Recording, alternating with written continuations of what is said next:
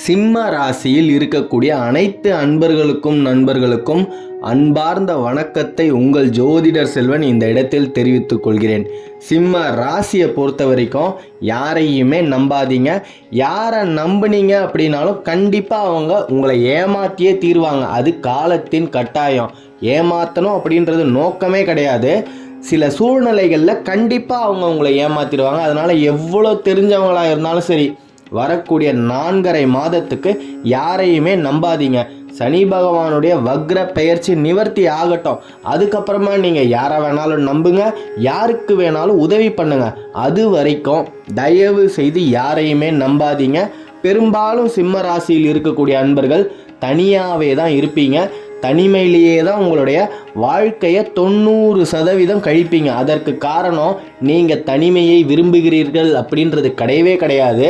உங்களை தனிமைப்படுத்திடுவாங்க ஐயா. உங்களை தனியாக ஒதுக்கி வச்சுடுவாங்கம்மா. ஏன்னா உங்களை வச்சுக்கிட்டா நீங்கள் சொல்கிறது தான் அவங்க கேட்கணும். அது அவங்களுக்கு பிடிக்காதே. ஏன்னா நீங்கள் நல்லது சொல்லுவீங்க. இந்த காலத்தில் யாருக்குமே நல்லது சொன்னால் பிடிக்காது இல்லையா? அப்படி இருக்கும் பட்சத்தில் உங்களை அவங்க கிட்டேருந்து ஒதுக்கி தான் வைப்பாங்க. இன்னும் சொல்லப்போனால் நீங்கள்லாம் இதுக்கு சரியே பட்டு வரமாட்டீங்க. உங்களை வச்சுக்கிட்டா இந்த வேலை சுபமாக முடியாது அப்படின்னு உங்கள் முகத்துக்கு நேராகவே சொல்லி உங்களை மன உளைச்சலுக்கு ஆளாக்கி தனியாக ஓரம் கட்டி வச்சிருவாங்க. தயவு செய்து பொய்யான பாசத்துக்கு பின்னாடி ஓடாதீங்க. உங்களுடைய லட்சியத்துக்கு பின்னாடி ஓடுங்க ஐயா. நீங்கள் எப்போ உங்களுடைய லட்சியத்துக்கு பின்னாடி ஓட ஆரம்பிக்கிறீங்களோ வெற்றி உங்கள் பின்னாடி ஓடி வருது அப்படின்றது தெரிஞ்சுக்கோங்க. எந்த ஒரு பாச நேசத்துக்கும் அடிமை ஆகிடாதீங்க. அது எப்பேற்பட்ட நெருங்கிய சொந்தமாக இருந்தாலுமே பரவாயில்ல. என்னன்னா என்ன தேவையான உதவியை செய்யுங்க. அதற்கு மேற்பட்டு ரொம்ப இறங்கி அவங்களே கெதி அப்படின்னு பாசத்துக்கு அடிமை ஆகிடாதீங்க. மிகப்பெரிய ஒரு துரோகத்துக்கு ஆளாகி நிற்பீங்க. உங்களுக்கு எந்த தெய்வம் இஷ்ட தெய்வமாக இருந்தாலும் உங்களை 24 மணி நேரமும் காக்கும் தெய்வம் அப்படின்றது உங்களுடைய குலதெய்வம் மட்டும்தான். அப்பேற்பட்ட குலதெய்வத்தின் நாமத்தை நீங்கள் தினமும் எந்திரிச்ச உடனேயே ஒரு 3 முறை உச்சரிங்க. மனசுக்குள்ளேயே உச்சரிங்க. அப்போ அந்த குலதெய்வத்துக்கு தன்னால் தெரிய வரும் நீங்கள் அந்த தெய்வத்தை பற்றி யோசிக்கிறீங்க அப்படின்னு. இன்னமும் மேலும் மேலும் குலதெய்வத்தோட அனுகிரகம் உங்களுக்கு பெருகிக்கிட்டே போகும். மனசில் நினைக்க முடிஞ்ச அளவுக்கு நினச்சிக்கிட்டே இருங்க. முடிஞ்சால் நீங்கள் வேலை பார்க்கும் சமயத்தில் கூட ஏதாவது ஒரு மன உளைச்சலுக்கு ஆளாயிட்டீங்க அப்படின்னா அந்த இடத்துல ஏதாவது ஒரு வெள்ளை காகிதம் கிடச்சிதுன்னா ஒரு 3 முறை உங்களுடைய குலதெய்வத்தின் நாமத்தை எழுதுங்க. உங்களுக்கு ஏற்பட்ட சிக்கலும் சரி மன உளைச்சலும் சரி வந்த வழியே செல்லும் அன்பர்களே. குலதெய்வத்தின் நாமத்தை தினசரி எழுதுங்க. 3 முறை போதும். மிகப்பெரிய ஒரு மாற்றம் உங்களுடைய வாழ்வில் நடந்தே தீரும். உங்களால் முடிஞ்சுது அப்படின்னா கமெண்ட்லேயும் உங்களுடைய குலதெய்வத்தின் நாமத்தை பதிவிடுங்க.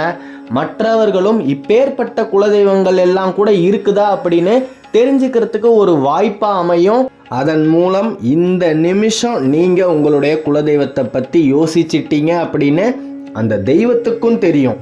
தெய்வ நம்பிக்கை அதிகமாக உடையவர் அப்படின்னா அது நீங்கள் மட்டும்தான். சும்மா வெளியில் வேணால் 4 பேர் மத்தியில் சொல்லிக்கலாம், எனக்கு தெய்வ நம்பிக்கையே கிடையாது, தெய்வத்து மேலே இருக்கிற நம்பிக்கை எல்லாமே போச்சு, நான் வாழ்வா சாவா அப்படின்ற ஒரு நிலைமையில இருக்கிறேன்.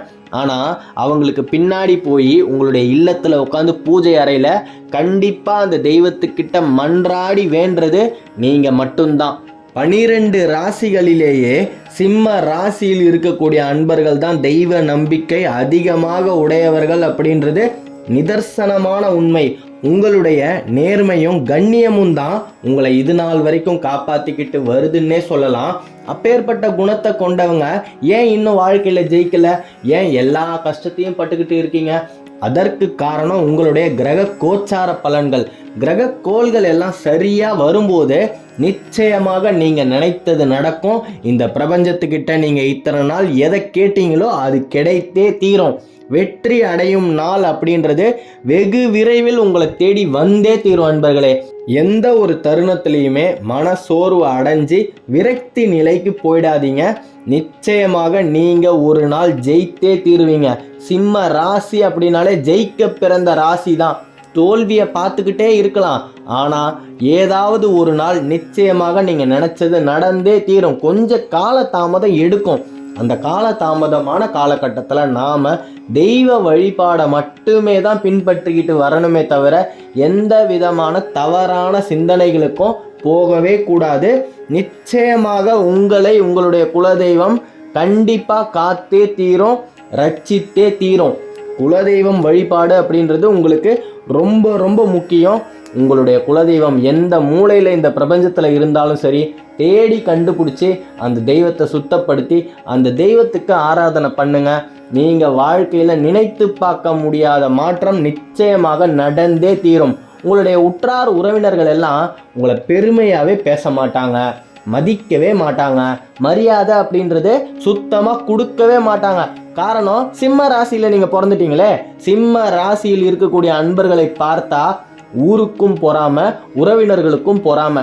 நீங்க வளர்றது யாருக்குமே பிடிக்காது அன்பர்களே. அப்படிப்பட்ட மனிதர்களுக்கு நடுவில் நாம வாழ்ந்துகிட்டு இருக்கிறோம் அப்படின்னு சொன்னா எப்படி நாம வாழணும்? நாம உண்டு, நம்ம வேலை உண்டுன்னு வாழணும். ஏதாவது ஒரு சின்ன தவறு செஞ்சா கூட அதை ஊதி பெருசாக்கி அந்த சூழ்நிலையவே உங்களுக்கு எதிராக திருப்பி விட்டுடுவாங்க. உங்களை சுற்றி நெருக்கமாக இருக்கக்கூடியவர்களே உங்களை திட்ட ஆரம்பிச்சிருவாங்க. ஏன் இதை நீங்கள் கொஞ்சம் பார்த்து பண்ணியிருக்கக்கூடாதா, உங்களால் தான் இவ்வளோ நஷ்டம் அப்படின்னு மற்றவங்கெல்லாம் உங்களை சொல்கிற அளவுக்கு சூழ்நிலை ஏற்பட்டு விடும். ஆகையால் அன்பார்ந்த சிம்ம ராசியில் இருக்கக்கூடிய அனைத்து அன்பர்களையும் நான் வேண்டி கேட்டுக்கொள்வது, யாரையுமே நம்பாதீங்க. யாருக்குமே உதவி அப்படின்றத செய்யவே செய்யாதீங்க. நீங்கள் உதவி பண்ணி பண்ணி இன்னைக்கு மிஞ்சுறது என்னங்கய்யா? துரோகம் மட்டும்தான், பழியும் பாவமும் மட்டும்தான். யாராவது ஒரே ஒருத்தராவது நீங்கள் பண்ண நன்றிக்கு விசுவாசமாக உங்களுக்கு இது நாள் வரைக்கும் இருந்திருக்காங்களா? கிடையவே கிடையாது. எனக்கு நல்லா தெரியும், நான் அடித்து சொல்லுவேன். சிம்ம ராசிக்கிட்ட இருந்து ஒருத்தங்க 10 ரூபாய் வாங்கிட்டாங்கன்னா அந்த 10 ரூபாவை திருப்பி கொடுக்கவே கூடாதுன்னு மட்டுமே தான் நினைப்பாங்களே தவிர நீங்கள் கஷ்டப்படும் போது உங்களுக்கு 100 ரூபாயை திருப்பி தரணும்னு யாருக்குமே நினைப்பே வராதுங்க ஐயா. சனி பகவானின் வக்ர பயிற்சி காலம் முடியும் வரை யாருக்கும் கடன் வாங்கி கொடுக்காதீங்க. ஜவாப்தாரியா போய் எந்த இடத்துலையும் கையெழுத்து போடாதீங்க. அவர் எனக்கு ரொம்ப தெரிஞ்சவர், ரொம்ப வருஷமா அவரை எனக்கு நல்லா தெரியும், என்னை நம்பி அவருக்கு கடன் கொடுங்க, சொன்ன தேதிக்கு வாங்கின கடனை கண்டிப்பாக திருப்பி கொடுத்துடுவாரு அப்படின்ற எந்த விதமான ஒரு நம்பிக்கையான வார்த்தையும் சொல்லி யாரை நம்பியும் எதுக்காகவுமே கையெழுத்து போடாதீங்க. மிகப்பெரிய ஒரு பிரச்சனையில் கண்டிப்பாக உங்களை மாட்டி விட்டுடுவாங்க. நம்பினீங்க அப்படின்னா மிஞ்சுறது துரோகமும் நஷ்டமும் மட்டும்தான். போதுங்க ஐயா, இது நாள் வரைக்கும் நீங்கள் பட்ட கஷ்டமெல்லாம் போதும். இதற்கு மேலேயும் நீங்கள் கஷ்டப்படக்கூடாது அப்படின்னு பிரபஞ்சமே இந்த செய்தியை உங்களுடைய செவிகளுக்கு கொண்டு வந்து இன்னைக்கு சேர்த்து இருக்கு அப்படின்னு தான் சொல்லணும். அதுதான் விதிக்கப்பட்ட விதியும் கூட. எத்தனையோ வீடியோக்கள் இருக்கும்போது இதை நீங்கள் ஏன் பார்க்கணும்? எல்லாமே காலத்தின் கோட்பாடுகள் படி தான் நடந்துக்கிட்டு இருக்கு. ஜோதிடம் அப்படின்றது பின்னால் வருவதை முன்னாலேயே கணிக்கிறது தான். எதிர்காலத்தில் நாம் எந்த இடத்துலையும் சறுக்கி விழுந்துடக்கூடாது அப்படின்னு நிகழ்காலத்தில் நாம் சூதானமாக நடந்துக்கணும் அப்படின்றது தான் அதுக்கான அர்த்தம். நிச்சயமாக சிம்ம ராசியில் இருக்கக்கூடிய அன்பர்கள் ஜெயித்தே தீர்வீர்கள். இதில் மாற்று கருத்தே கிடையாது. கொஞ்சம் கால தாமதம் எடுக்கும். உங்களுக்கான சுக்கிர தசை அடிக்கும் போது உங்களைப் போல இந்த பிரபஞ்சத்தில் யாராலையுமே சேஷ்டமாக வாழவே முடியாது. அன்னைக்கு உண்மையாகவே இந்த ஊரும் உரமுறையும் உங்களை பார்த்து பொறாமப்பட்டே தீரும். மன தைரியத்தோட உங்களுடைய வாழ்க்கையில் இருக்கக்கூடிய லட்சியத்தை நோக்கி எதிர்நீச்சல் போட்டுக்கிட்டே இருங்க. நிச்சயமாக ஜெயம் உண்டாகும். நீங்கள் ஜெயிக்க பிறந்தவர்கள். நீங்கள் நினச்சது அத்தனையுமே நினச்சது மாதிரி நல்ல விதமாக நடக்கணும் அப்படின்னு நானும் என் சார்பாக பிரார்த்தனையை இந்த பிரபஞ்சத்துக்கிட்ட வைக்கிறேன். ஜெயம் உண்டாகட்டும். அடுத்த காணொளியில் விரைவில் சந்திப்போம். சிம்ம ராசியை பற்றி நீங்கள் தொடர்ந்து தெரிஞ்சுக்கணும் அப்படின்னா இந்த சேனலை சப்ஸ்கிரைப் பண்ணிக்கோங்க. தென்னாட்டுடைய சிவனே போற்றி, எந்நாட்டவருக்கும் இறைவா போற்றி. நன்றி.